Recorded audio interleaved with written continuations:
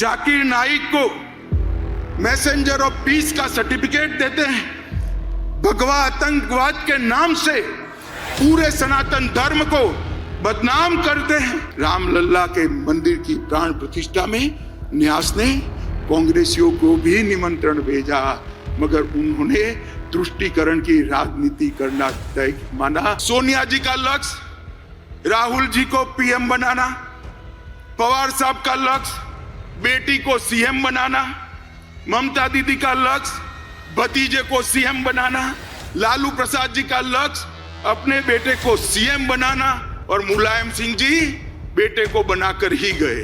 ये कांग्रेस के शहजादे को किसी ने एक भाषण लिखकर दे दिया, उनका तय है, हर भाषण वो 9 महीने तक बोलते ही रहेंगे। कई सारे लोग ऐसे हसर किए हुए हैं भारतीय जनता पार्टी ज्वाइन कर आज लोकतंत्र की यात्रा में जुड़े। शर्म करो कांग्रेसी, आपके देश के खिलाफ आप विदेश में जाकर बोलते हो। कांग्रेस के नेता पाकिस्तान में जाकर मोदी जी को हटाने के लिए पाकिस्तान की मदद मांगते हैं, पाकिस्तान की मदद मांगते हैं। हमारे यहां ऐसा कहते थे कि किसी भी तत्व का व्याप आकाश, भूमि और पाताल तक होता है, मगर इन्होंने तो आकाश से भी आगे जाकर अंतरिक्ष में भी घोटाला किया, भूमि से आगे जाकर पाताल में खदानों का भी घोटाला किया, और समंदर को भी नहीं छोड़ा, वहां सबमरीन का भी घोटाला कर दिया। जब, नल, थल, अंतरिक्ष, हर जगह एक कांग्रेस ने घोटाले किए, और इंडी अलायंस का नेतृत्व कांग्रेस के हाथ। सोनिया जी का लक्ष्य राहुल जी को पीएम बनाना, पवार साहब का लक्ष्य बेटी को सीएम बनाना, ममता दीदी का लक्ष्य भतीजे को सीएम बनाना, स्टालिन का लक्ष्य अपने बेटे को सीएम बनाना, लालू प्रसाद जी का लक्ष्य अपने बेटे को सीएम बनाना, उद्धव ठाकरे का लक्ष्य अपने बेटे को सीएम बनाना, और मुलायम सिंह जी बेटे को बनाकर ही गए। अब मुझे एक बात बताइए कार्यकर्ता भाइयों बहनों, जिनका लक्ष्य ही अपने बेटे, बेटी, भतीजों का कल्याण हो, वो गरीब का कल्याण कर सकता है क्या? कभी नहीं कर सकता। जिनका लक्ष्य ही अपने परिवार के लिए सत्ता हथियाना हो, वो देश का कल्याण कर सकता है क्या? कभी नहीं कर सकता। मित्रों, इस देश के अंदर 2G, 3G और 4G पार्टियां हैं। 2G से मतलब आप 2G घोटाले से नहीं है, 2 generation party, 3 generation party, 4 generation party, 4 पीढ़ी तक नेता नहीं बदलता है, 4 पीढ़ी तक नेता नहीं बदलता है। क्यों भाई? देश के किसी युवा में कौवत नहीं है, वो आगे नहीं बढ़ सकता? ना जी, वो नहीं बढ़ सकता। थोड़ा आगे बढ़ गया तो उसका हस्र कर देंगे। कई सारे लोग ऐसे हस्र किए हुए हैं भारतीय जनता पार्टी ज्वाइन कर आज लोकतंत्र की यात्रा में जुड़े हैं।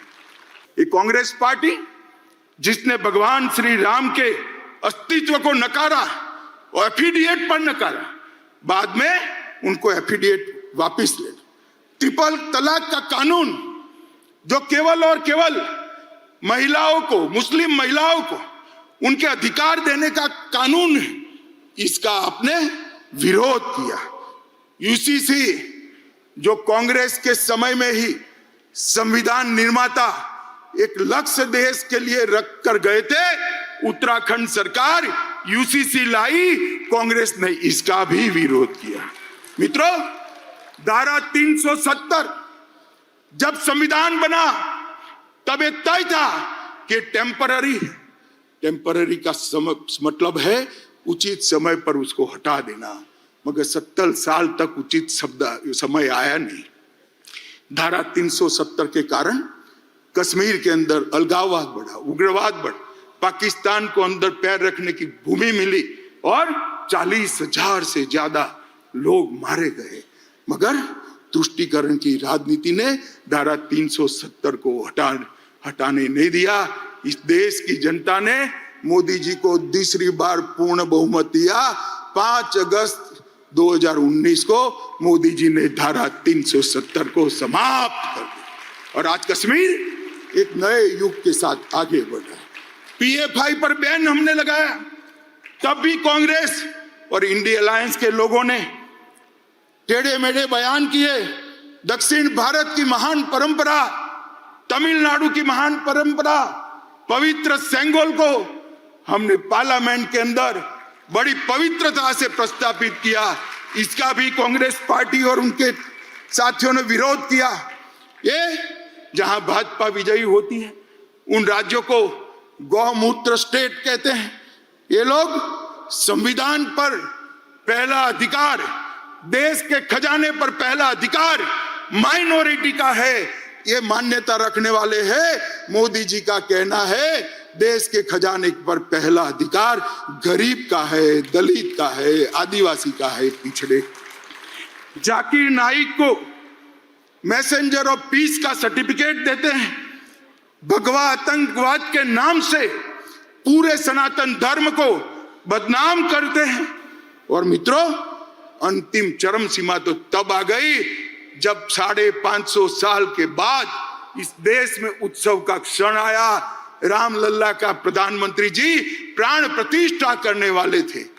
रामलल्ला के मंदिर की प्राण प्रतिष्ठा में न्यास ने कांग्रेसियों को भी निमंत्रण भेजा, मगर उन्होंने तुष्टीकरण की राजनीति करना तय माना, इसको ठुकरा दिया। मैं आज यहां से कांग्रेस पार्टी को चेतावनी देना चाहता हूं। आपने रामलल्ला की प्राण प्रतिष्ठा के निमंत्रण को ठुकराकर केवल ये ऐतिहासिक पल में हिस्सेदार होने से आप नहीं कतराए हैं, आपके देश के महान बनने की प्रक्रिया से अपने आप को दूर कर लिया है। देश की जनता इसको देख भी रही है और याद भी रही है। कांग्रेस के नेता पाकिस्तान में जाकर मोदी जी को हटाने के लिए पाकिस्तान की मदद मांगते हैं, पाकिस्तान की मदद मांगते हैं। जब धारा 370 मोदी जी ने हटाई, राहुल गांधी का 370 के समर्थन में जो बयान था वो पाकिस्तान ने यूनाइटेड नेशन में कोट अनकोट कर शर्म करो कांग्रेसी।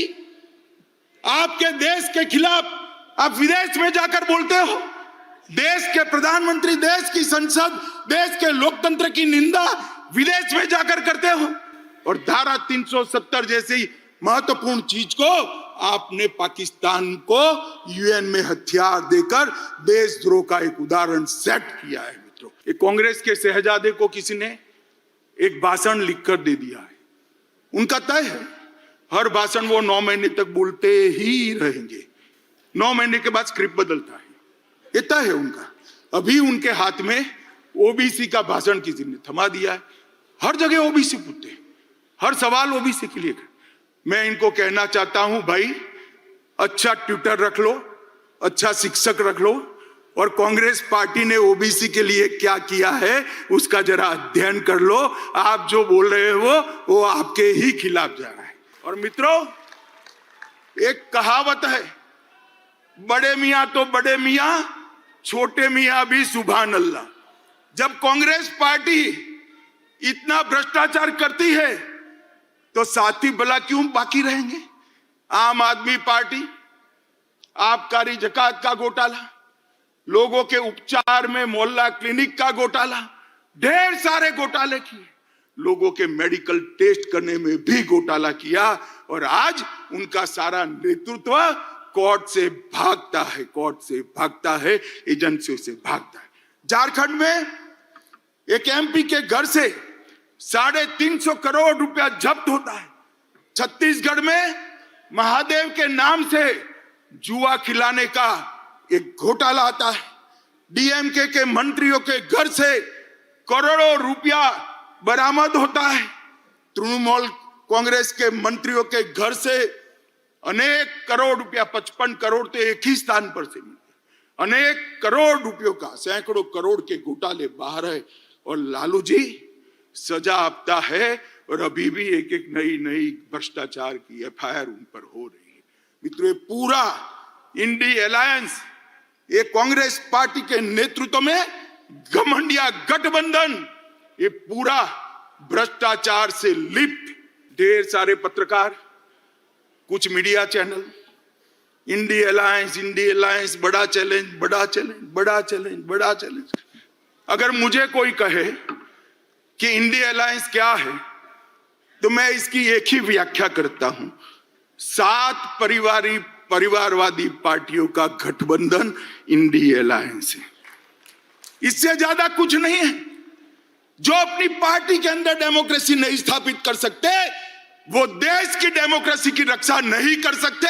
ये देश की जनता को, आपकी पार्टी लोकतांत्रिक पार्टी नहीं है, आपकी पार्टियां लोकतांत्रिक पार्टियां नहीं है, आप देश के लोकतंत्र का रक्षा नहीं कर सकते। एक और मोदी जी के नेतृत्व में डेवलपमेंटल अलायंस है।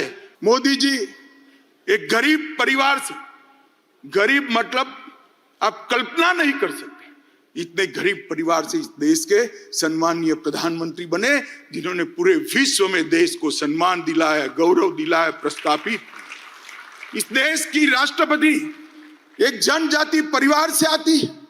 जनजातियों में भी अति पिछड़ी जातियों में से राष्ट्रपति मुर्मू जी आती है। प्रधानमंत्री जी ने, भारतीय जनता पार्टी ने एक गरीब आदिवासी की बेटी को महामहिम द्रौपदी मुर्मू बनाकर सभी आदिवासियों का सम्मान।